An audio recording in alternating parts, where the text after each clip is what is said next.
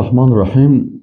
رسول الله صلی الله علیه و سلم اسم الرحمن الله سبحانه و تعالی را چه قسم معرفی کرده؟ طبعا در درس چهارم قسمت دومش هستیم.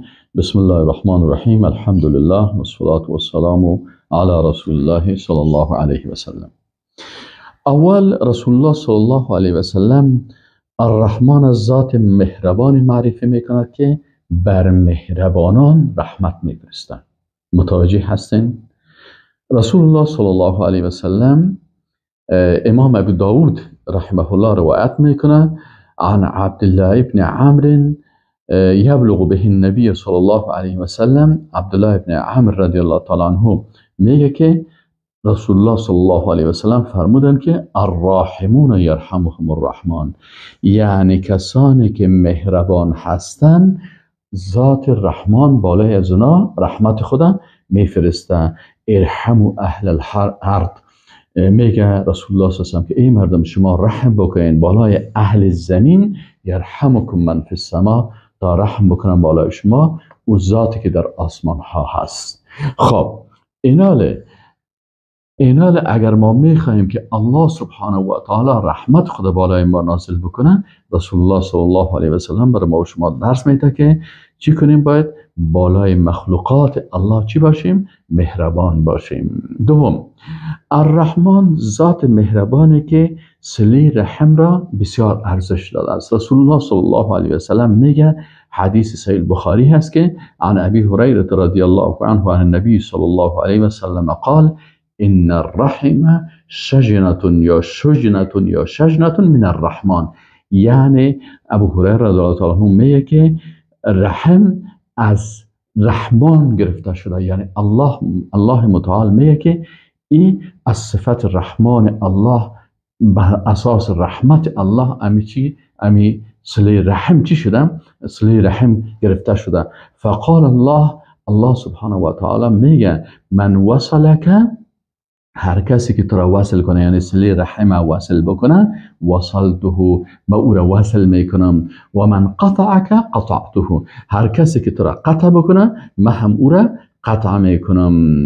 یعنی در حدیث دیگه میگه قال الله انا الرحمن و هی الرحم شققت لها اسما من اسمی، یعنی معنیش است که ما برای صله رحم یک اسم از اسم خود اشتقاق کردم. من وصلها، هر کسی که صله رحم وصل میکنه، وصلته، ما او را وصل میکنم، یعنی او را به رحمت خود میرسانم، او را به مغفرت خود میرسانم، او را به جنت خود میرسانم. و من قطعها، و هر کسی که صله رحم قطع میکنه، بتده، ما او را قطع میکنم و او را از بین میبرم. پس اینجا صله رحم بسیار مهم است که انسان به همراه مثلا والدین خود، به مادر، به پدر، به خواهر، به برادر، به کاکا، برای ماما، برای دختر، برای پسر، به اعضای فامیل، به دوستا، اینا به کلشان صله چی داشته باشه؟ صله رحم انسان داشته باشه و رابطه خدا با اونا قطع نکنه. سوم، الرحمن ذات مهربان است که رحمتش به غضبش سبقت کرده. سبحان الله. امام بخاری روایت میکنه عن ابی هریره عن النبی صلی الله علیه و سلم قال لما قضى الله الخلق كتب کتابا عنده. میگه وقتی که الله سبحانه و تعالی مخلوقات خلق کرد، کتاب چی کرد؟ یعنی فیصله کرد که مخلوقات خود خلق بکنه. در وقت قضای خود چی کرد؟ الله سبحانه و تعالی کتاب در نزد خود نوشته کرده که در او کتاب خود گفته غلبت او قال سبقت رحمتی غضبی، که گفته الله سبحانه و تعالی که غالب شده یا سبقت کرده رحمت من بر غضب من. یعنی در اینجا انسان مسلمان بسیار خوشحال باید باشه ما و شما که الله متعال ذاتی است که رحمتش نسبت به غضبش سبقت کرده و غلبه کرده، یعنی اول بر بنده های خود رحمت خدا میرسانه.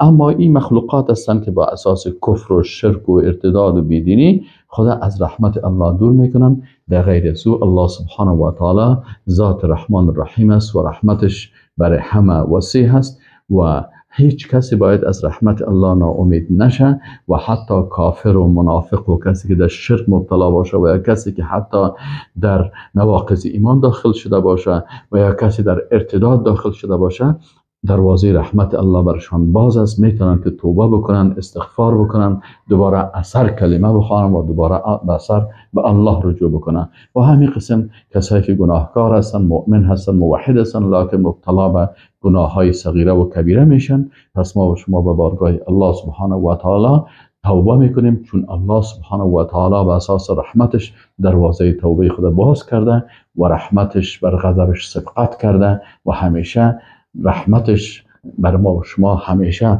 دروازه رحمتش باز است و همیشه الله سبحانه و تعالی امی قسم که نعمت های خود بر ما و شما میته، اینمی قسم هدایت هم بر ما و شما میته، اینمی قسم جنت هم بر ما و شما خلق کرده، به شرطی که ما و شما صادقانه اطاعت از احکام الله بکنیم، از شریعت الله بکنیم، در اینجا اخلاص داشته باشیم، در اینجا چال بازی نکنیم مثل یهودیا که مثلا برشان گفته شد که در روز شنبه ماهی نگیرین و امرای الله چال بازی کردن. نخیر، ما و شما باید صادقانه و الله راست باشیم تا مستحق رحمت الله سبحانه و تعالی شیم. و السلام علیکم و رحمت الله و برکاته.